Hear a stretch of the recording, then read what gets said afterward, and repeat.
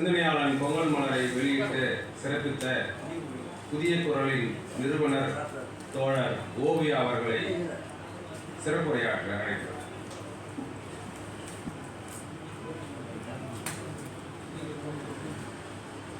வரலாற்று சிறப்புமிக்க இந்த நிகழ்வினை தலைமையேற்று நடத்தி கொண்டிருக்கக்கூடிய மார்க்சிய பெரியாரிய பொதுவுடைமை கட்சியினுடைய திருப்பத்தூர் மாவட்ட செயலாளர் அன்புக்குரிய தோழர் மதனகவி அவர்களே, மேடையிலே இங்கு மார்க்சிய பெரியாரிய பொதுவுடைமை கட்சியின் தூண்களாக தலைவர்களாக வீற்றிருக்கக்கூடிய மரியாதைக்குரிய தோழர்கள் ஐயா முகிலன் அவர்களே, துரை சித்தார்த்தன் அவர்களே, பாலசாவலன் அவர்களே, இங்கு நம்மையெல்லாம் வரவேற்று உரை நிகழ்த்தி இருக்கக்கூடிய அன்புக்குரிய பகுத்தறிவாளர் அவர்களே, இந்த சிந்தனையாளர் பொங்கல் மலரை பெற்றுக்கொண்டு சிறப்பு செய்திருக்கக்கூடிய திருப்பத்தூர் நகர திமுக செயலாளர் வழக்குரைஞர் எஸ் ராஜேந்திரன் அவர்களே, இங்கு வாழ்த்துறை நல்கி இருக்கக்கூடிய தோழர்கள், அதற்கு முன்னதாக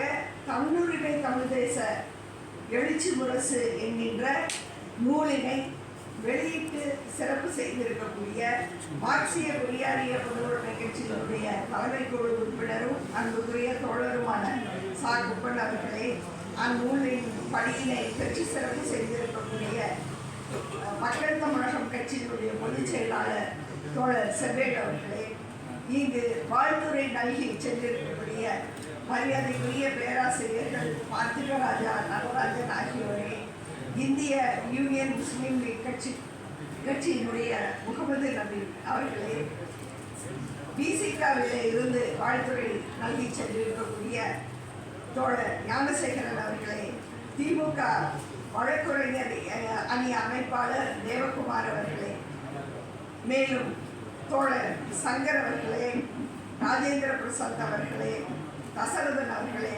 இளவரசன் அவர்களே, இங்கு நன்றியுரை வழங்க இருக்கக்கூடிய மரியாதைக்குரிய தோழர் வெங்கடேசன் அவர்களே, இங்கு அவையிலே கூடியிருக்கக்கூடிய நான் பெயர் விட்டாலும் கூட கூடியிருக்கக்கூடிய பல முக்கியமான தோழர்கள் ஐயா பில்தாசன் போன்றோரும் இங்கு வந்திருக்கிறார்கள். அவர்கள் அனைவருக்கும் என்னுடைய பணிவன்பான வணக்கங்களை நான் முதற்கண் தெரியப்படுத்திக் கொள்கிறேன். உண்மையில் சிந்தனையாளர் இதழுக்கு தமிழக வரலாற்றில், முற்போக்கு இயக்கங்கள் வரலாற்றில் ஒரு நீண்ட வழித்தடம் இருக்கிறது. மிகப்பெரிய வரலாறு அது. எப்போதுமே வரலாறுகள் துவக்கம் மிகச் சிறியதாகத்தான், பெரிய கூட்டங்கள் குறுகிய கால நிகழ்வுகளாகத்தான் வரலாற்றிலே நடந்தே இருக்கிறது. இன்னும் சொல்ல போனால் அவை ஒரு முடிவுகளாக இருக்கும். ஆனால் தொடக்கங்களும் தொடர்ச்சிகளும் மிக சிறிய அளவில், ஆனால் எது சிறப்பு என்றால் தொடர்ந்து நடந்து கொண்டிருப்பதுதான் அதனுடைய சிறப்பு. மேலும் அது சாதித்திருக்கக்கூடிய சாதனை. அந்த வகையிலே பார்க்கும் பொழுது 2008 வாக்கிலெல்லாம் தொடர்ந்து நான் சிந்தனையாளர் நன்றாக நினைவிருக்கிறது. சிந்தனையாளருக்கு என்று இருக்கக்கூடிய ஒரு பெரும் இடத்தை நான் நினைத்து பார்க்கின்ற பொழுது, எனக்கு இந்த வாய்ப்பை நீங்கள் தந்ததற்காக நான் முதலில் உங்கள் அனைவருக்கும் நன்றி சொல்ல நான் கடமைப்பட்டிருக்கிறேன். பெரும் மகிழ்ச்சி அடைகிறேன். இந்த மலரை வெளியிட்டு இங்கு உரையாற்ற எனக்கு வாய்ப்பு கிடைத்தமைக்கு ஐயா ஆணைமுத்து அவர்கள் மறைந்த பிறகு ஐயா ஆணைமுத்து அவர்களை பற்றி நாம் பேசியாக வேண்டும். அதாவது ஒரு தனி மனிதராக பலர் சமுதாயத்தில் அவங்க ஒரு தனி மனிதரே இல்லை, அந்த எல்லையை கடந்து ஒரு பொது சமூக வெளிக்குள் தங்களை கரைத்துக் கொண்டிருக்கிறார். அப்படி கரைத்து கொண்டவர்கள் தான் பெரும் தலைவர்களாக உருவாக்கினார். அந்த வகையிலே பார்க்கின்ற பொழுது 96 வருடங்கள் அவருடைய வயது, கிட்டத்தட்ட 75 ஆண்டுகள் அவருடைய பொது பயணத்தினுடைய வயது. அதாவது இந்த வார்த்தையிலே கிட்டத்தட்ட எல்லாம் சொல்லப்பட்டு வருகிறது என்று நான் நினைக்கிறேன். ஒரு மனிதன், அதாவது நேற்று அடிக்கிற காலத்துல இன்னைக்கு உயரத்துக்கு போய் மாதிரி இன்னைக்கு நிறைய பேரை பார்க்கிறோம். அவர்களையும் சில தலைவர்கள்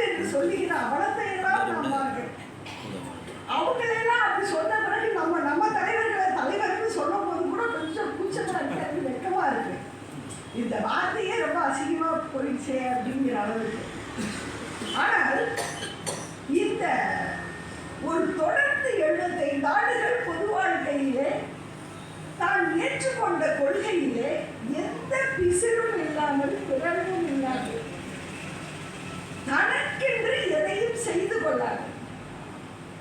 இப்படியெல்லாம் வாழ முடியுமா? எது அவர்களை இயக்கியது?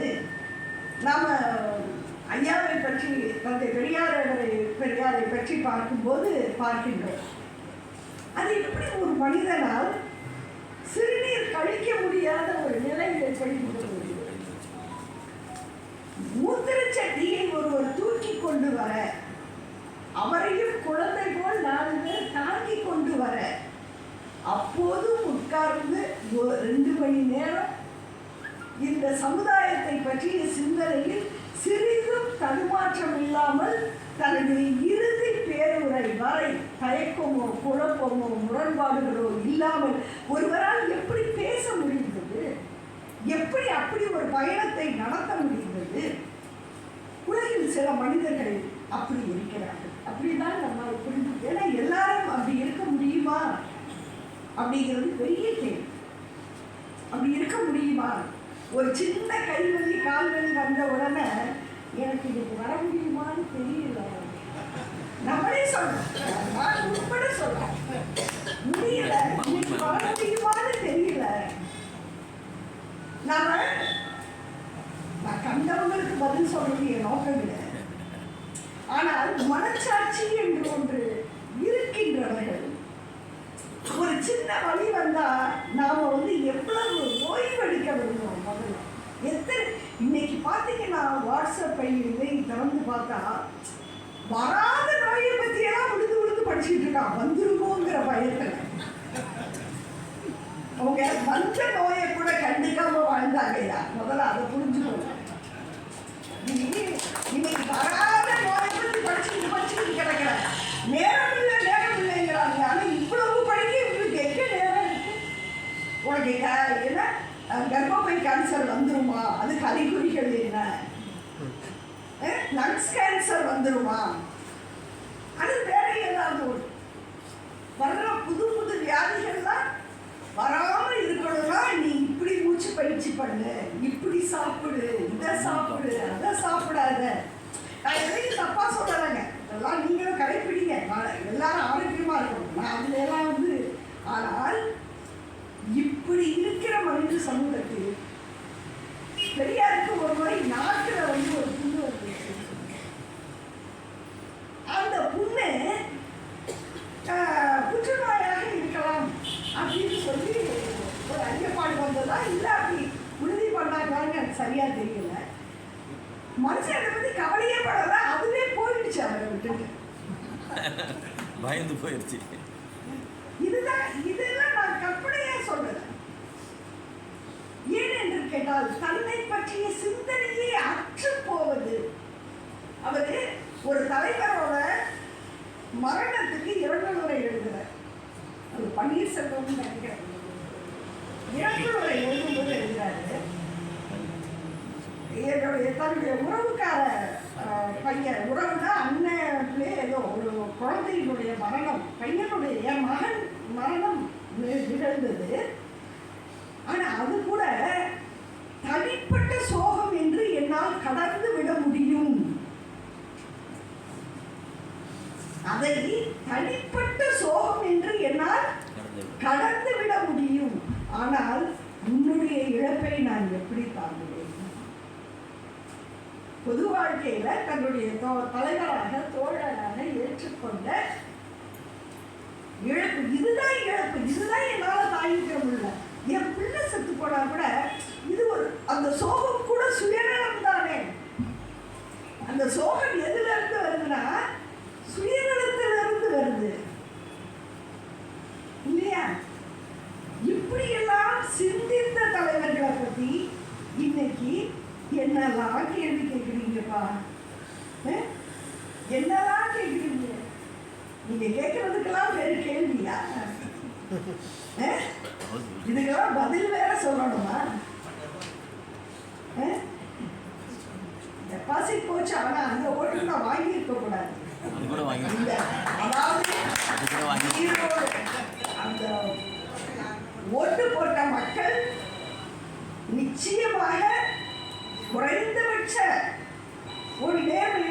யோசித்திருக்க வேண்டும்.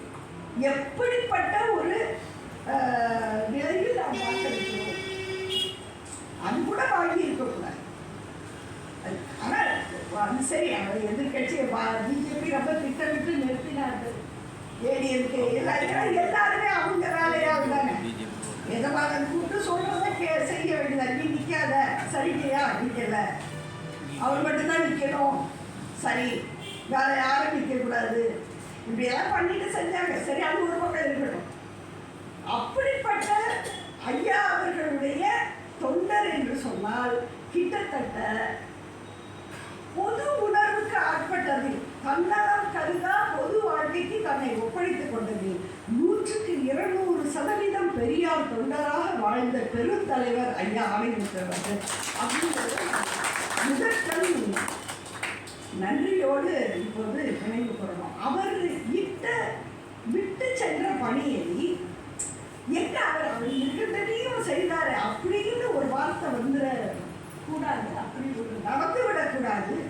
ஏன்னு கேட்டால் அறிஞர் அண்ணா சொன்னாருப்பாங்க, நாங்கள் தமிழ்நாடு கோரிக்கையை திராவிட நாடு கோரிக்கையை கைவிட்டுருக்கோம், ஆனால் காரணங்கள் அப்படியே இருக்குது. அதே மாதிரி தலைவர்கள் மறைந்து விட்டார்கள். தலைவர்கள் முன்னெடுத்த போராட்டம் எங்கள் முன்னால் அப்படியே நிற்கிறது. அப்ப இந்த போராட்டத்தை நாங்கள் முன்னாடி எடுத்துட்டு போகணுமே, இதை விட்டுற முடியாதே என்று தங்களுடைய எத்தனையோ சொந்த இடர்பாடுகள் இருந்த போது அவற்றையெல்லாம் புறந்தள்ளிவிட்டு தங்களுடைய தலைவர்கள் போட்டு கொடுத்த வழியிலே இன்று இந்த மேடையில் அமர்ந்து இருக்கக்கூடிய ஐயா வில்லனாக இருக்கட்டும், தோழர் கொப்பனாக இருக்கட்டும், ஐயா துரை சித்தார்த்தன், வாலசாவல்லவன் போன்ற தோழர்கள் இன்று முன்னெடுத்து நடத்தி கொண்டிருக்கக்கூடிய இந்த பெரும் பணிக்கு தமிழ் சமூகத்தின் சார்பாக நான் நன்றி பாராட்டுகிறேன். இந்த மலரை பார்க்கும்போது பெருமையாக இருக்கிறது. ஐயா அவர்கள் தொடங்கிய பணி தொடர்ந்து நடந்து கொண்டிருக்கிறது. ஏன் கேட்டால் அந்த ஐயா ஆனந்த் அவர்களை பொறுத்த வரைக்கும் அவருடைய அந்த சட்டகம், அந்த ஃப்ரேம், இந்த மலர்வு அந்த ஃப்ரேம் அப்படியே வருது. அவருடைய முக்கியமான அவருடைய குரல்கள் என்னென்ன? தனித்தமிழர் கோரிக்கையை இனி நாம கேட்கல, விட்டாச்சு இல்லையா? அப்போ ஐயா ஆணையருக்கு அழுத்தமாக அந்த இடத்தை தன்னுரிமை தமிழ் தேசம் என்று நிரப்புகிறார். இது ரொம்ப முக்கியமான ஒரு பணி. ஏன்னா அந்த இடத்துல நீங்க இன்னொன்று வைக்கணும், வைக்கலைன்னா அந்த திட்டத்து சரியானதாக ஆகாது இல்லையா? அப்போ அதை வைத்து தொடர்ந்து இந்திய அரசியல் சட்டம் எவ்வாறாக தமிழ் இன மக்களுக்கு எதிரானதாக எழுதப்பட்டது, இன்றும் தொடர்ந்து அது அவ்வாறே இயங்கிக் கொண்டிருக்கிறது என்பதை ஒவ்வொரு சிந்தனையாளர் இதழிலும் தவறாமல் அந்த சரணை எடுத்துக்கொண்டே வந்தவர் ஐயா ஆணையத்தவர். கிட்டத்தட்ட இந்த மலரிலும் அதே போல இந்தியாவினுடைய எதிர்ப்பு என்று சொன்னார். நம்முடைய எதிரி யார்? ஒரு இயக்கம் இதை தெளிவாக உறுதிப்படுத்திக் கொள்ள வேண்டும். அதை சிதறடிப்பதற்கான ஒரு பெரிய முயற்சி இருந்தால், எனக்கு முன்னாடி பேசியது யாரோ ஒரு தோழர் பேசும்போது மிக சரியாக குறிப்பிட்டார். எதிரி அங்க மட்டும் இல்லை, எதிர்பக்கத்தில் மட்டும் இல்லை, சிக்கலே இங்கெல்லாம் பெரிய பிரச்சனையாக இருக்கு.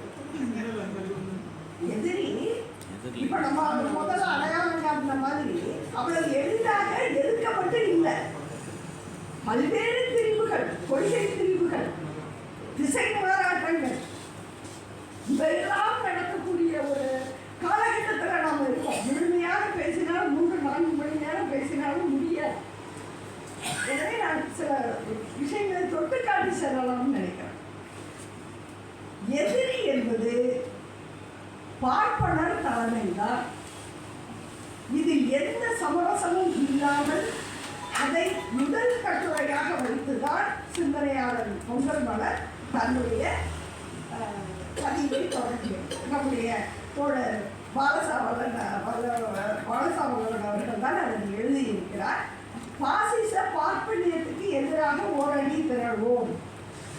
இதுவே இப்ப பெரியாரா இருந்தா பார்ப்பனருக்கு எதிராக ஓரடி திரள்வோம், அவ்வளவுதான். ஏன்னு கேட்டா, நீங்க அப்போ மற்றவங்க எல்லாம் தப்பு பண்ணலையான்னு கேட்கக்கூடாது. யார் தப்பு பண்ணல? எல்லார்கிட்டையும் தவறு. எல்லாரையும் ஒரு கட்டத்தில், ஒரு சிலரை ஒவ்வொரு காலகட்டத்தில் எதிர்க்க வேண்டிய தேவைகள் இருக்கு. நம்ம பிள்ளைகளே இருக்கு. ஒரு பிள்ளை இன்னொரு பிள்ளைய தூக்கி போட்டு மிதிச்சு அடிச்சிருக்கு, நம்ம தூக்கி போட்டு அடிக்க மாட்டோமா? அடிச்ச பிள்ளைய அடிப்போமா மாட்டோமா? அடிக்கதானே செய்வோம். ஏன்னா அது இருந்து அந்த பிள்ளைய போட்டு அடிச்ச அப்படின்னு அடிக்க மாட்டோமா? அது வேறு. உள்ளுக்குள் தவறுகள் இருக்கிறது, அதை கண்டிப்பது என்பது வேறு. கண்டிக்க கூடாதுன்னு நான் சொல்லலை. கண்டிக்கணும், தண்டிக்கணும், எல்லாமே உண்மை. ஆனால் இந்த நாட்டின் அரசியல் எதிரி யார்? நீங்க நடந்து கொண்டிருக்கக்கூடிய விஷயங்களுக்கு எதிரடியை யார் தலைமை ஏற்கிறார்கள்? இதிலே நமக்கு என்ன விதமான தெளிவு இருக்கிறது? இன்று பெரியார் இயக்கத்தினுடைய இந்த ஃபோக்கஸ் பாயிண்ட் இருக்கு பாருங்க, அதை திசை திருப்பி விட வேண்டும் என்பதற்கு பல்வேறு முயற்சிகள் நடக்கின்றன. அதிலே இருந்து நாம் நம்மை தெளிவாக தற்காத்துக் கொள்ள வேண்டிய அவசியம் இருக்கிறது.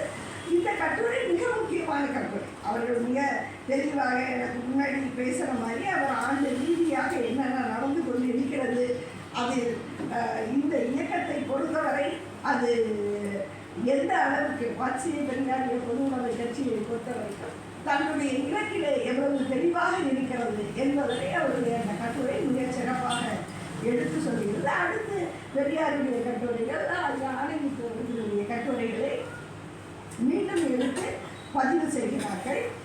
அதே போல தொடர்ந்து அவர்கள் தேர்ந்தெடுக்கக்கூடிய கட்டுரைகள் எல்லாமே இன்றைய சமகால பிரச்சனைகளை, நீங்க திராவிடம் என்றால் தமிழுக்கு எதிர்த்து கொண்டு வந்து நிறுத்துறாங்க. 1000 முறை திருப்பி சொல்லிவிட்டோம், தமிழை வாழ வைத்ததே திராவிடம் தான். தமிழுக்கு அரியணை போட்டுக் கொடுத்தது திராவிடம் தான்.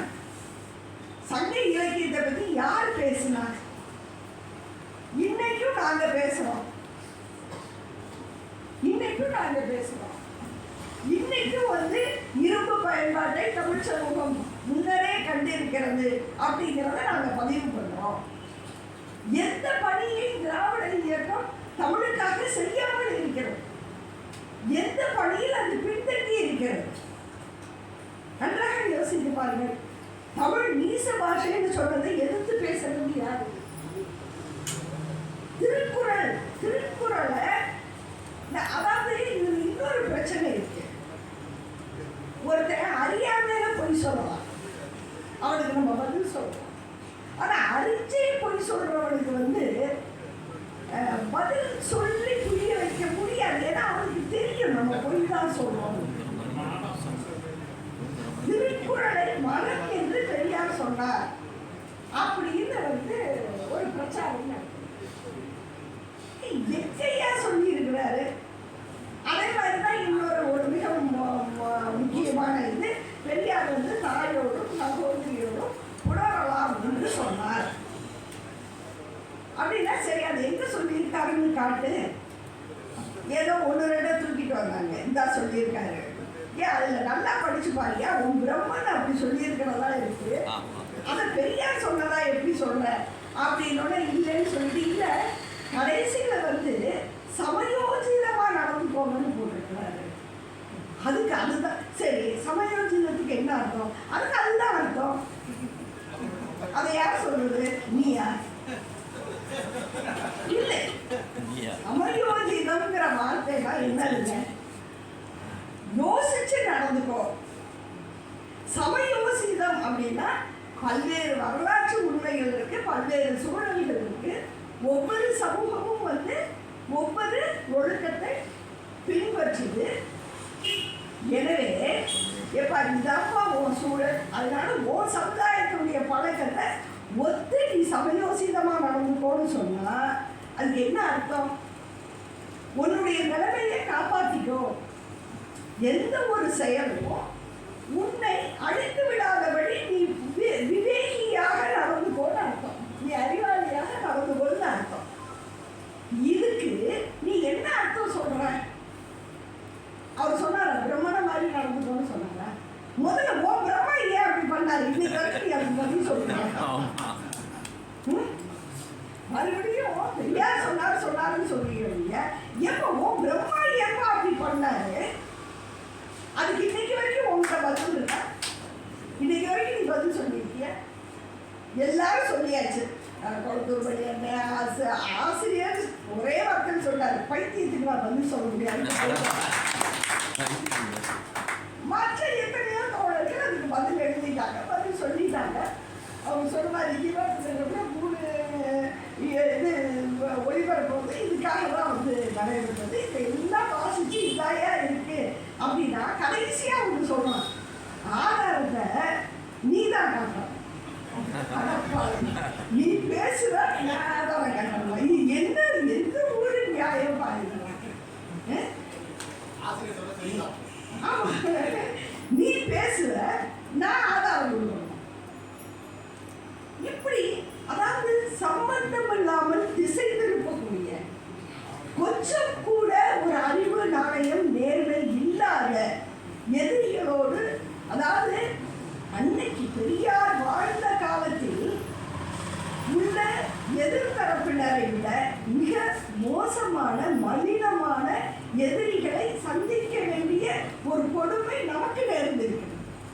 அதுதான் இப்போ நம்ம பேச வேண்டிய ஒரு விஷயமாக இருக்கிறது. அதே போல நீங்க வந்து சங்க இலக்கியத்தை பற்றி, அதாவது சங்க இலக்கியத்தை பற்றி மட்டும் இல்லை, நீங்க நல்லா யோசிச்சீங்கன்னா கடைசியாக தமிழர் உணவு முறை பற்றியும் கட்டுரை இருக்கிறது.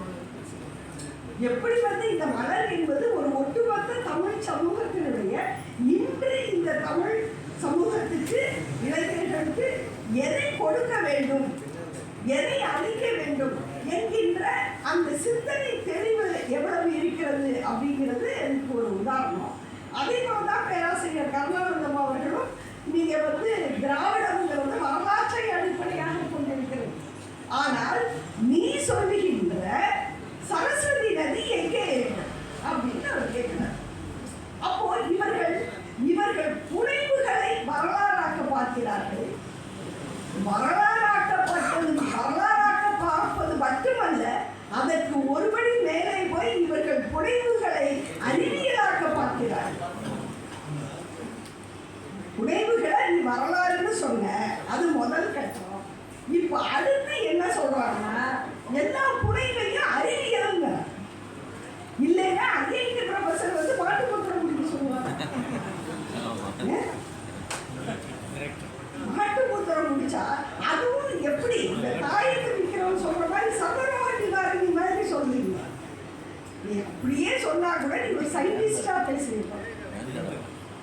நான் அதாவது மாட்டு மூத்திரம் புனிதமற்றதுன்னு நான் சொல்லலை. அது ஒரு திரவம், அவ்வளோதான். அறிவியல் பூர்வமா அது ஒரு திரவம். அதுலேயும் ஏதோ ஒரு கான்ஃபிடன்ஸ் இருக்கு. தண்ணியில வந்து H2O இருக்கு நம்ம சொல்ற மாதிரி அதுல சில விஷயங்கள் இருக்கு. நீ அதை பத்தி பேசு. அதுல இருந்து என்னென்ன எக்ஸ்ட்ராக்ட் எடுக்கலான்னு நீ இல்லை. உன்னுடைய மாணவர்களுக்கு நீ வகுப்படுத்தினா பரவாயில்ல. ஒரு பொது நிகழ்ச்சியில போய் மாட்டு புத்தகம் குடி நான் சொல்லுவேன். எதை எங்க பேசுறது? உண்மையாலே அதுல அறிவியல் பூர்வமா அது என்னவோ இருக்குன்னு நம்புனா நான் அதை கூட நான் கணக்கில் எடுத்துக்கிறேன். ஏன்னா நானும் கூட அப்படியெல்லாம் வந்து அது ரொம்ப ஐயோ ஐயோ அசிங்கம்னு சொல்றதே நாங்க கிடையாது, அது நீங்க தான். நாங்க எதையும் பார்த்து ஐயோ அசிங்கம் அறிவுறுத்தலாம் நாங்க பேசுறது கிடையாது. ஆனா எங்க போய் நிற்கிறது? நீ வந்து புனைவுகளை வரலாறுன்னு சொன்னதுல இருந்து அடுத்த கட்டத்துக்கு போயிட்ட. புனைவுகளை அறிவியல் இன்னைக்கு பேசக்கூடிய ஒரு நிலைமையை நாம் பார்க்கின்றோம். அந்த அடிப்படையிலே எது வந்து வரலாறு என்பதற்கான ஒரு சிந்தனையும் இந்த மலரிலே வெளிப்படுகிறது. அதே போல விடுதலை ராஜேந்திரன் அண்ணனோட கட்டுரை ரொம்ப ஒரு குறிப்பிடத்தக்க கட்டுரை. அவருடைய தலைப்பு, அதாவது நான் உள்ளுக்குள்ளெல்லாம் போன நேரடியில் தலைப்பிலேயே முடிஞ்சிருந்தேன். பெரியாரியம் வேகம் எடுக்கிறது.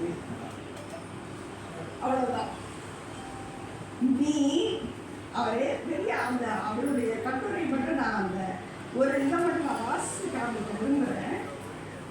நீ பெரியாரை எதிர்க்கிற, ஆனா பெரியாரை நீ எதிர்க்கவே முடியாது. நீ மட்டும் இல்லை, யாராலையும் எதிர்க்க முடியாது பெரியார். ஏன் தெரியுமா?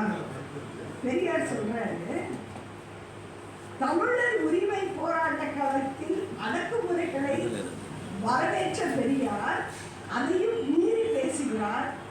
என்னை மகாத்மாவாக்கி விடாதீர்கள். நீ பாராட்டணும்னு அவரே எதிர்பார்க்கல. என்னை இதுவரைக்கும் உலகத்தில் எந்த தலைவராக இப்படி சொல்லி இருக்காங்களா அப்படிங்கிறது எனக்கு தெரியல. என்னை மகாத்மாவாக்கி விடாதீர்கள். தெய்வத்தன்மை பொருந்தியவனாக கருதப்பட்டு விட்டால், நீ அப்படி அளவுக்கு மேல என்னை அப்படி கொண்டு போயிட்டீங்கன்னா மக்கள் என் வார்த்தையை ஆராய்ந்து பார்க்க மாட்டார்கள். மக்கள் என் வார்த்தையை ஆராய்ந்து பார்க்க மாட்டார்கள். நான் அயோக்கியன் என்று சொல்லப்பட்டால், நல்லா கவனிச்சுக்கோங்க, இன்றைக்கு தேவையான வாக்கியங்கள். நான் அயோக்கியன் என்று சொல்லப்பட்டால் என் வார்த்தைகள் ஜாக்கிரதையாக கவனிக்கப்படும். இந்த மாதிரி ஒரு தலைவரை உலகத்துல எந்த காலத்திலையும் யாராலையும் அசிங்கப்படுத்த முடியவே முடியாதுங்கிறது உனக்கு புரியணும். யாராலையும் முடியாது. இப்ப நீ சொல்லிட்டேல அந்த கட்டுரையில இப்ப இளைஞர்கள் எல்லாம் படிப்பாங்க. அதுதான் எங்களுக்கு வேணும். இல்லைன்னா அந்த கட்டுரையை யார் படிக்க போறாங்க? யாருக்கும் தெரியாது. இப்ப நீ சொல்லிட்டேல, இப்ப உனக்கு பின்னாடி இருக்கிற தம்பிகளுக்கு புரியுதோ புரியலையோ, உலகம் பூரா இருக்கிற தம்பிகளுக்கு புரியும். ஓ, பெரியார் இப்படி எழுதியிருக்கிறார், என்ன எழுதியிருக்கிறார், அவர் அந்த கட்டுரையை எடுத்து பார்ப்போம். ஏன் அப்பா என்ன அனலிட்டிக்கல் இருக்கு, என்ன ஒரு ஆய்வு மனப்பான்மை. பெரிய பிஹெச்டி படிச்சு ஆய்வு பேப்பர் எழுதுனவங்க கூட இந்த மாதிரி ஒரு மொழியை எழுத முடியாது. அப்படிப்பட்ட ஒரு ஆய்வு கண்ணோட்டம். அதுல எதை நீ இல்லைன்னு சொல்ல முடியும்? இப்படியெல்லாம் மனித இனம் வாழ்ந்திருக்கு, வளர்ந்துருக்கு. அதுல எல்லாம் நிறைய பேச முடியும். அந்த விஷயங்கள் பற்றியெல்லாம் இன்னைக்கு நிறைய பேசப்பட்டு இருக்கு உலகத்துல. முதல்ல உலகத்தில் என்னென்ன மாற்றங்கள் நடக்குது அப்படிங்கிறது, அதை வந்து சொல்ல போனா இவர்களுக்கு பின்னாடி இருக்கக்கூடிய ஒரு இளைஞர் கூட்டம் படிக்கவே கூடாதுன்னு இவங்க நினைக்கிறாங்க. ஆனா உங்க கனவு படிக்காது, உங்க தம்பிகளே படிப்பாங்க. அது எப்படி உங்களால தடுக்க முடியும்? நீங்க வேற எடுத்து கொடுக்குறீங்க. அங்க அப்படி சொல்லியிருக்காரு, இங்க அப்படி சொல்லியிருக்காரு. சொல்லுங்கப்பா, நல்லா சொல்லுங்க. பெரியார் கருத்தை ஃபுல்லா படிச்சுட்டு அவர் நடுவுல சொன்ன ஏதாவது ஒன்றை எடுத்துக்கிட்டு நீ அப்படி சொல்லியிருக்கிறாரு, இதுதான் எங்களுக்கும் வேணும், தொடர் எதுவுமே எங்களுக்கு வேணாம், நீ இந்த பணியை தொடர்ந்து செய், அது போதும். ஏன்னா நீங்க சொல்ற ஒவ்வொரு கட்டுரையும் எங்க பிள்ளைங்க தேடி தேடி படிக்கும். அதை பெரியார் என்ன சொல்லியிருக்கிறாரு, அதைத்தான் பெரியார் சொல்றேன். நீ என்னை அயோக்கியன்னு சொல்லு, அப்பதான் வந்து நான் என்ன சொல்லியிருக்கேன்னு கவனமாக என் மக்கள் படிப்பார்கள். அப்ப அந்த வகையில ஒரு பெரிய உதவியை தான் அவர்கள் செய்து கொண்டிருக்கிறார்கள். இல்ல இப்ப பெரியார் எவ்வளவு அதிகமாக இந்த குறுகிய காலத்தில் பேசப்பட்டிருக்கிறார். புத்தக கண்காட்சியில பெரியாருடைய நூல்கள் தான் அதிகமாக விற்பனையாகி இருக்கு. அதற்கு ஒரு காரணம் உங்களுடைய பிரச்சாரமும் ஒரு காரணம் இல்லையா? எனவே இந்த உதவியை அவர்கள் செய்யட்டும். அதே போல எல்லா கட்டுரைகளுமே சிறப்பான கட்டுரை. வந்து ஒரு இந்த காலச்சூழல் கருதி சிலருடைய கட்டுரைகளை நான் எப்படி சொல்றேன், அவ்வளவுதான். மற்றபடி அது நிலப்பட்டு இருக்கக்கூடிய பல்வேறு கட்டுரைகள். அது மட்டும் இல்லை, ஐயா ஆணையமுத்து அவர்களை பற்றி சொல்லும் போது நான் ஒரு முக்கியமான இன்னொரு விஷயம் என்னன்னா, அவர்களுடைய ஒரு கனவு அல்லது அவருடைய சிந்தனை போக்கு மார்க்சியம், பெரியாரியம், அம்பேத்கரியம் பிளவுபட்டு விடக்கூடாது. இது அவர் முன்னெடுத்துக் கொண்ட ஒரு முக்கியமான, அதனால்தான் கட்சிக்கு பேரும் வந்து மார்க்சிய பெரியாரிய பொதுவுடைமை கட்சி அவர் வைக்கிறார். இன்னும் சொல்ல போனா மார்க்சியமும், குறிப்பாக மார்க்சியமும் பெரியாரியமும் அந்த சிந்தனை தளத்தில் வந்து ரெண்டையும் சேர்த்து எடுத்துட்டு போகணும் அப்படிங்கிற ஒரு முடிந்த அதிகமாக தலைவர் ஆணையர் அவர்கள் அதை பற்றி தான் இதில் வந்து அவங்க இந்த கார்பரேட் நிறுவனங்களுடைய சுரண்டல்களையும் இந்த மலர் கவனத்தில் எடுத்துக் கொண்டிருக்கிறது. அதே போல தொழிற்சங்கம் இன்னைக்கு உள்ள பிரச்சனைகள், ஐயா குப்பன் அவர்கள் அதை எழுதியிருக்கிறார். இன்னைக்கு உள்ள பிரச்சனைகள், இன்னைக்கு சாம்சங் தொழிலாளர்களுடைய நிலை வரைக்கும் கூட அது கவனத்தில் எடுத்துக்கொண்டு அந்த கட்டுரைகள் வடிவமைக்கப்பட்டிருக்கின்றன. அதே போல திருமாவேலன் அவர்கள் பெரியாரை பற்றி எழுதியிருக்கக்கூடிய கட்டுரையும் கூட ரொம்ப ஒரு முக்கியமான கட்டுரைகள் தான். நேரம் ஆயிடுச்சு. நீங்க இந்த மலரை வாங்கி படிங்க, மலரை வாங்கி படிங்க. நான் வந்து முக்கியமான இதுகளை மட்டும்தான் நான் எடுத்து சொல்றேன், நீங்க படிங்க. ஆக்சுவலா ஏன்னா இந்த மாதிரி முக்கியமான விஷயங்களை பெரியாரை கற்பது எப்படி, இந்த தலைப்புகள் வந்து எனக்கு ரொம்ப பிடிச்சிருக்கு.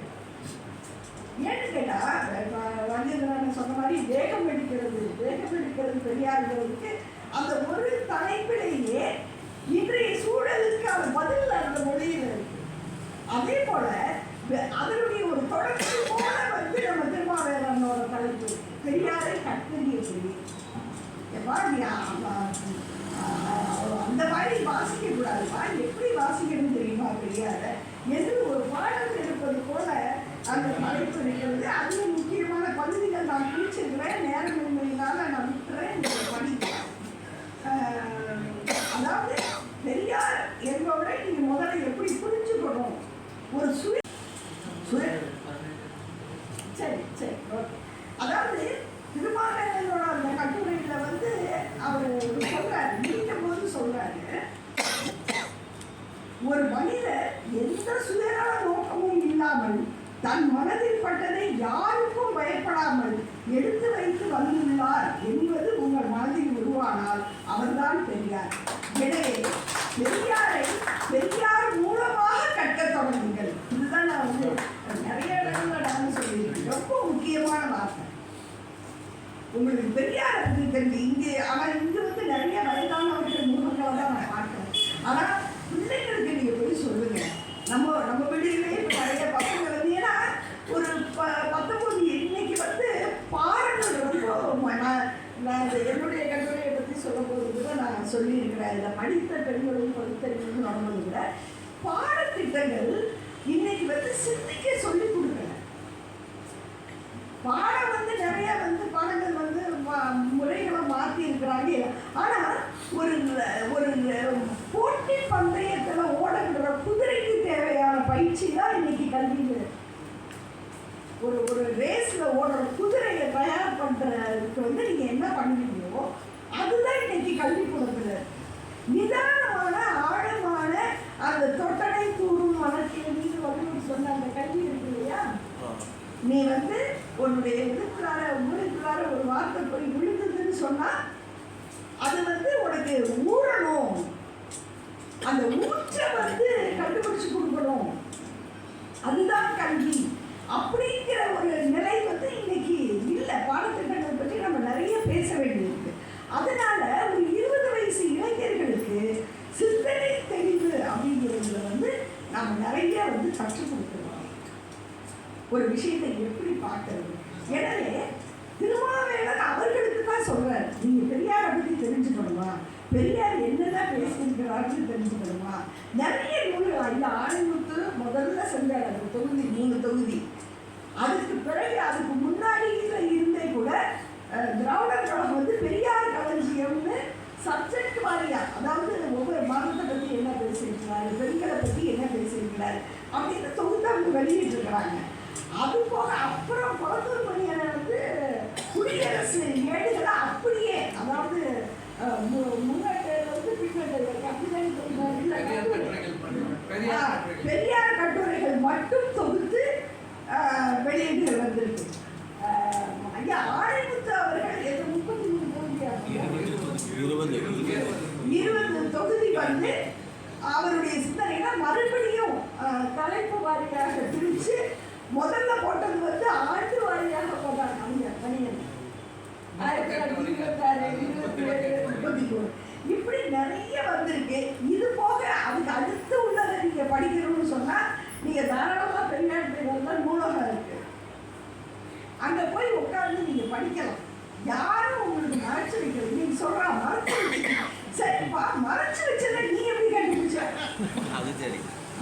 வச்சுட்டாங்கன்னு சொல்லுங்க. மறைச்சு வச்சதை நீ எப்படிப்பா கண்டுபிடிச்ச? உனக்கு மட்டும் எப்படி கிடைச்சிச்சு? அப்போ உனக்கு கிடைச்சதை யாரும் சொல்லணும், இங்க இருந்து நான் எடுத்தேன், இப்படி கிடைச்சது. அதுதானே வந்து நேர்மை. அது மறைச்சு வச்சுட்டாங்க, மறைச்சு வைக்காத நாங்க எதையும் மறைக்கலையேப்பா. மறைச்சதை நான் எடுத்துட்டேன். அப்ப நீ சொல்லுப்பா, எங்க மறைச்சதை நீ எங்க இருந்து எடுத்த? என்ன மறைச்சு வச்சிருக்கிறாங்க? எனவே கோர்ட்ல சொல்ல சரி சொல்றேன் சொல்லும் போது அப்புறம் அதை என்னன்னு பார்ப்போம். எனவே திருமாவேலன் என்ன கோரிக்கை வைக்கிறார்கள்? நீங்க வந்து பெரியாரிடம் இருந்து பெரியார் மூலமாக கற்க தொடங்குங்கள். ரொம்ப முக்கியமான வார்த்தை. நாங்க யார் பெரியாரை பத்தி பேசுறதையும் நீங்க கண்டுக்கிறாங்க. பெரியாரை பத்தி நாங்க எழுதுறது, நாங்க கொடுக்குற இன்டர்பிரேஷனை நீங்க ஏத்துக்கிறோம். பெரியார் முசபர் பெரியார் என்ன சொல்லியிருக்கிறாரோ அதை நீங்கள் படியுங்கள். அதுவே வந்து உங்களுக்கு போதுமானது அப்படிங்கிறது தான் சொல்றாங்க. இப்போ இதில் இன்னொரு ஒரு முக்கியமான 2-3 முக்கியமான விஷயங்கள் நான் சொல்லணும், கண்டிப்பாக சொல்லணும்னு நினைக்கிறேன். அதில் முதலாவது, இன்னைக்கு ஒரு பிரச்சனை என் மீது கூட எழுப்பப்பட்டது. இப்போ அண்மையில் திருமாவளவன் மீது சில ஆண்டுகளுக்கு முன்னால் எழுப்பப்பட்டு இப்போ உச்ச நீதிமன்றம் அவரை விடுவித்திருக்கிறது. அது என்ன பிரச்சனைனா, இப்போ ஒரு பிரச்சனையை கொண்டு வராங்க. மனு தர்மத்தில் இருந்தா எங்களுக்கு பிரச்சனை, ஆனா மனு தர்மத்தில் இருக்கிறத நீ மேடையில பேசக்கூடாது. மனு தர்மத்துல சூத்திரம்னா இந்த அர்த்தம் இருக்கு. மனு தர்மத்துல பொம்பளைங்களை இவ்வளவு மோசமா இருக்கு, அதெல்லாம் நீ பேசாத. நீ பேசாதன்னு சொன்னா கூட பரவாயில்ல, நாங்களாம் பேசுறோம்னு சொல்றாங்க. மனு தர்மத்துல இருக்கிறத திருமாவளவன் சொன்னா, மனு தர்மம் இப்படி சொல்லுதுன்னு சொல்றது சொன்னதை திருமாவளவன் சொல்றாருன்னு சொல்லல. திருமாவளவன் பெண்களை மோசமா பேசிட்டேன். அதாவது நம்ம எவ்வளவு, நான் முதலே சொன்ன மாதிரி ஒரு மனிதமான எதிரிகளை சந்திக்க வேண்டிய ஒரு காலகட்டத்தில் இதுல என்ன நேர்மை இருக்கு? அதே போலதான் எனக்கும் தொந்தரவு கொடுத்தாங்க. மனு தர்மத்துல இருந்தா பரவாயில்ல, ஆனா நீ அதை எடுத்து பேசக்கூடாது அப்படின்னு ஒரு இது சொல்றாங்க. ஆனா 2 தினங்களுக்கு முன்னாடி வந்து திருமாவளவன் மீது இவர்கள் போட்ட வழக்கில் திருமாவளவன் குற்றமற்றவர்கள் சொல்லி நீதிமன்றம் தீர்ப்பு வந்துச்சு இல்லையா? இப்ப அதுல நீங்க சொல்றீங்க மனு தர்மம் எங்க இருக்கு? இப்ப இல்லவே இல்லை, நீங்க தான் அதை பேசுறீங்க அப்படிங்கிற ஒரு விஷயத்தை இவங்க கொண்டு வராங்க. இந்த மலரிலே நீதிபதி அறிவரந்தாமன் அவர்களுடைய கட்டுரை இந்த மலரில் இடம்பெற்று, அவர் மிக தெளிவாக, ஓய்வு பெற்ற நீதிபதி மிக தெளிவாக சொல்லுகிறார். என்ன கேள்வின்னு கேட்டுட்டு, இந்த அதாவது இந்தியா சுதந்திரம் அடைந்ததை ஒட்டி உருவாக்கப்பட்ட அரசமைப்பு சட்டம் சாதிய சமூகத்தை பாதுகாக்கிறதா என்பதே கேள்வி. அவர் பதில் சொல்றாரு, இதற்கான விடை ஆமாம், பாதுகாக்கிறது என்பதே ஆகும். இதுவும் ஒரு முக்கியமான கருத்து. ஆமாம், பாதுகாக்கிறது.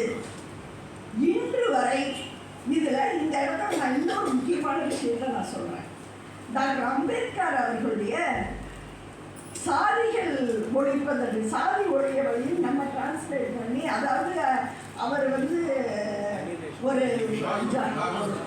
ஒரு லாகூரில் நடந்த மண்டல் அந்த அமைப்பினர் நடத்தின கூட்டத்தில் உரையாற்றுவதற்காக தயாரித்த உரை. அதை அவங்க பேசல, அவர் பேச விடல, அவர் புக்கா போட்டுட்டார். அந்த புக்கில் ஆனா அவர் அதுல கேட்டதை அவராலேயே சம்பளத்தில் எழுத முடியல, அது வேற விஷயம். ஆனா அவர் என்ன கேட்டாருங்கிறது ரொம்ப முக்கியம். அந்த புக்கில் அவர் சில கோரிக்கைகள் வைக்கிறார். அந்த கோரிக்கைகள், அதாவது இந்து மதத்தை வந்து நம்ம ஏற்றுக்கணும்னு சொன்னா அதுக்கு இதெல்லாம் நடக்கணும்னு சொல்லி ஒரு லிஸ்ட் கொடுக்குறாரு. அது ரொம்ப முக்கியமானது. அதுல முதல் கோரிக்கை என்னன்னு கேட்டா, முதல்ல கிறிஸ்தவர்களுக்கு பைபிள் இருக்கிற மாதிரி, இஸ்லாமியர்களுக்கு குரான் இருக்கிற மாதிரி, இந்துக்களுக்குள்ள வேத நூல் எது? நீ எதை சொல்லு. இப்ப உன்னோட மனு தர்மத்துல நான் இப்படி இருக்குன்னு சொன்னோன்னா, மனு தர்மமா அதுக்கு எங்களுக்கு சம்மந்தமே இல்லையே. இல்லை ராமாயணத்தில் எப்படி இருக்கு? இல்லை ராமாயணம் ஒரு காப்பியம், மகாபாரதம் அது கதை. சரிப்பா, உன் புக்கு எது? நீயே சொல்லு. இதுதான் எங்களுடைய வேத நூல். இதுதான் இந்துனா யார்? இன்னைக்கு வரைக்கும் சட்டத்தில் இந்து என்பதற்கான அர்த்தம் என்ன? யார் கிறிஸ்தவர் இல்லையோ, யார் இஸ்லாமியர் இல்லையோ, யார் ஆசிரியர் பேசும்போது சொல்லுவாரு, மைக்கினா என்னன்னு சொல்லுடான்னு கேட்டா, எது டேபிள் இல்லையோ, எது சேர் இல்லையோ, எது கொடை இல்லையோ, எது கேமரா இல்லையோ, அதெல்லாம் மைக்கு. இப்படி மைக்குக்கு ஒரு வரையறை சொல்ல முடியுமா? டெலிவிஷன் சொல்ல முடியுமா? மைக்குனா என்னன்னு கேட்டா, மைக்குனா என்னன்னு நீ சொல்லணும்ல. அதே மாதிரி இந்துனா என்னன்னா, இந்து யாரு? கிறிஸ்டின் சொல்றாங்க. அதாவது பைபிளை ஏற்றுக்கொண்டு இயேசு கிறிஸ்துவை அல்லது பாரம்பரியத்தை கடவுளாக ஏற்றுக்கொண்டு இருப்பவர் கிறிஸ்தவர். அதே மாதிரி இஸ்லாமியர்கள் சொல்றாங்க, குரானின் மொழியை ஏற்றுக்கொண்டு அல்லாவை ஏற்றுக்கொள்கிறோம். அதே மாதிரி நீங்க சொல்லுங்க, இதுதான் எங்க வேத நூல். இது அம்பேத்கர் வைத்த முதல் கோரிக்கை, கேள்வி இல்லை, கோரிக்கை. அதுக்கு அடுத்த உப கோரிக்கை, அந்த நூல் தவிர மற்ற எந்த நூலும் இந்துக்களுக்கு புனித நூல் இல்லை என்று அறிவிக்க வேண்டும். அந்த நூல் தவிர மற்ற எதுவுமே புனித நூல் இல்லைன்னு நீ அறிவிக்கணும். அந்த மற்ற நூல்களின் படி நடத்தப்படுகின்ற புரோகிதங்கள், திருமணங்கள் உட்பட புரோகிதங்கள் செல்லாது என்று அறிவிக்கப்பட்டு தண்டனைக்குரிய குற்றமாக அறிவிக்கப்பட வேண்டும். அம்பேத்கர் சொன்னது, புரோகிதம் என்பது பிறப்பின் வழியாக தீர்மானிக்கப்படுவது தண்டனைக்குரிய குற்றமாக அறிவிக்கப்பட வேண்டும். அது அனைத்து சாதியினர் கோரிக்கையினுடைய முதல் வடிவம். இதெல்லாம் டாக்டர் அம்பேத்கர் சொன்னது. இதுல ஒன்றை கூட அவரால் அவர் எழுதிய சட்டத்தில் எழுத முடியவில்லை. அதுதான் இந்தியா என்பதை நாம் புரிந்துள்ளோம். அவரால் எழுத முடியும், இதான் உண்மை. ஆக இப்படிப்பட்ட நிலையில நாம இந்த இருக்கக்கூடிய இந்த சட்டத்தில் வாதசாலையில் உள்ளவர்கள் கட்டுரைகள் தொடக்கத்திலேயே சொல்ற பழக்க வழக்கங்கள், கஸ்டமரி ஹாபிட்ஸ், அது இந்த சட்டம் வந்தவுடன் செல்லாது அப்படின்னு முதல்ல எழுதுறாங்க. சட்டம் டாக்டர் அம்பேத்கர் எழுதுற சட்டம் அதுதான். ஆனால் அதை அனுமதிக்க முடியாதுன்னு சொல்லி அன்றைய தலைவராக இருந்த ராஜேந்திர பிரசாத் அவர்களை நான் பதவி விலகினேன்னு சொல்லி அதன் பிறகு கஸ்டமரி ஹாபிட்ஸ் ஏற்றுக்கொள்ளப்படும்னு சட்டம் செய்யப்படும். அதனால தான் இன்னைக்கு சபரிமலை அதில் பெண்கள் போக முடியல, அல்லது அனைத்து சாதியினர் அர்ச்சகர் ஆக முடியல. தமிழுக்கு உங்களால் அதை உள்ளுக்குள்ளார இறைவனை வழிபடுகின்ற மொழியாக தமிழை கொண்டு வர முடியல. இதையெல்லாம் பற்றி தமிழ் தேசியம் பேசுறவங்களுக்கு அக்கறை இருக்கா? இதெல்லாம் பற்றி அவங்க பேசுறது தமிழ் தேசியமே இல்லை. இருந்தாலும் நீ தமிழ்னு பேசுறீங்க, தமிழ்னு சொல்லிட்டு நீ என்ன சொல்ல வர? சாதியை தானே சொல்ல வர. எனக்கு வஉசி வேணும், அண்ணாவும் வேணுமா? அண்ணா வேணும், அண்ணா எங்க ஆளு, ஐயாவையும் சேர்த்துக்கிறாங்க, ஐம்பது ஐயா எங்க ஆளு, பெரியார் மட்டும்தான் எங்களுக்காக. எப்ப பெரியார் தானே இவங்களுக்கு தலைவர், அப்புறம் நீ என்ன அவங்க எல்லாம் சேர்த்துக்கிட்டு பெரியார் ஆகாதுன்னு சொல்ல வர்ற என்ன? அதாவது ஒரு குயுக்தி அப்படிங்கிறதுக்கு ஒரு அளவு இருக்க வேண்டாமா? நல்லா யோசிச்சு பார்க்கணும். எனவே அப்படிப்பட்ட நிலையில இங்க ஐயா ஹரிபரந்தாமனுடைய அந்த கட்டுரை ரொம்ப முக்கியமானது. இன்னொன்று தமிழீழ விடுதலையை பற்றியும் இவர் ஐயா கீழ்தாசன் கூட இங்கே வந்திருக்கிறாங்க. மதிய நிகழ்வுல அற்புதமாக தான் பேச போகிறாங்க. நான் என்ன கேட்குறேன், திராவிட இயக்கத்தை தாண்டி தமிழீழ விடுதலையை உங்களால் கொண்டு போக முடியுமா? இங்கே அந்த போராட்டத்துக்கான அடிப்படை ஆதாரமாக இருந்தவர்கள்லாம் யார்? அந்த ஆதாரத்தை, அந்த தளத்தை அமைத்தவர்கள் யார்? இன்னைக்கு ஒரு பிரச்சனை புதிதாக நான் முதலியே சொன்னேன்ல, எதிரி அந்த நிறைய கலந்து இருக்கிறாங்க. அது மாதிரி பெரியார் கேட்ட தமிழ் தேசமும் ஈழத்தில் உள்ள தமிழ் தேசமும் ஒன்று கிடையாது. அது இனவாதத்தை அடிப்படையாக கொண்டது. பெரியார் கேட்டது பகுத்தறிவை அடிப்படையாக கொண்டது. இது ஒரு சூழ்ச்சி. இந்த வாதம் ஒரு சூழ்ச்சியான வாதம். எல்லா தேசங்களுக்கும் எல்லா நாடுகளில் உள்ள மக்களுக்கும் தங்களுக்கான தேச இன மொழி அடையாளத்தை பேணிக் கொள்கின்ற உரிமை வேண்டும் என்பதுதான் எந்த தேசிய சுயநிர்ணய உரிமையின் அடிப்படை. அதுதான் பெரியார் கேட்ட தமிழ்நாட்டுக்கும் அடிப்படை. அது தமிழ்நாட்டுக்கு ஒன்று, தமிழீழத்துக்கு ஒன்றுன்னு தான் இருக்க முடியும். எல்லாத்துக்கும் ஒரே அடிப்படையாக தான் இருக்க முடியும். எனவே இந்த விஷயம் ரெண்டாவது ஐயா கூட சொன்னாங்க, படித்த பெண்களை பற்றி இன்னும் கொஞ்சம் நீங்கள் எழுதி இருக்கலாம்னு. உண்மைதான். அதை முன்னுரைன்னு ஆரம்பித்து முன்னுரை ரொம்ப நீளமாக போனதுனால ஏன் அதுக்கு ஒரு காரணம் என்னன்னு கேட்டால், இன்னைக்கு படித்த பெண்கள் தாங்கள் எப்படி படித்தோங்கிற வரலாறு தெரியாமல் இருக்கிறாங்க. நாங்கள் எப்படி இன்னைக்கு இந்த நிலைமைக்கு வந்திருக்கோம் அப்படிங்கிற வரலாறு தெரியாமல் நிறைய பெண்கள் இருக்கிறதுனால தான் அவங்களுக்கு தனிநபர் உரிமைகளுக்கும் சமூக உரிமைகளுக்கும் வேறுபாடு. சமூக உரிமைகளுக்காக போராடும் போது கிடைக்கிற தனிநபர் உரிமைகள் தான் நிரந்தரமான தனிநபர் உரிமை. வெறும் தனிநபர் உரிமையை நீங்கள் முன்னாடி நிறுத்தினீங்கன்னு சொன்னால் அதனுடைய விளைவு எதிர்மறையாகத்தான் போகும். எனவே நீண்ட நேரமாகிவிட்டது. எனவே இந்த உரையை முடிக்க வேண்டும். நான் சொல்லி முடிக்க விரும்புவதெல்லாம், இந்த பணிகள் வரலாற்றை தாக்கி பிடித்திருக்கக்கூடிய இந்த காலகட்டத்தில் இந்த எவ்வளவோ நெருக்கடிகளை சந்தித்தும் இது போன்ற ஒரு நூலை மலரை தயாரித்து கொண்டு இந்த தமிழ் சமூகத்தின் கைகளிலே தர வேண்டும் என்பதில் அவர்கள் எடுத்துக்கொண்டிருக்கக்கூடிய சிரத்தை, இந்த தமிழ் சமூகத்தின் சமகால கேள்விகளுக்கான பதிலை பல்வேறு கட்டுரை ஆசிரியர்களை அந்த உரிய நபர்களை அணுகி அவர்களிடமிருந்து பெற்று இணைத்திருக்கும் அந்த முயற்சி, இவற்றிற்காக தமிழ் சமூகத்தினுடைய பாராட்டையும் நன்றியையும் மீண்டும் வளர்ச்சிகளுக்கு சமர்ப்பித்து அவர்கள் தொடர்ந்து பணியாற்றிட நாமும் துணை நிற்போம் என்று கூறி நன்றி கூறி விடைபெறுகிறேன். நன்றி.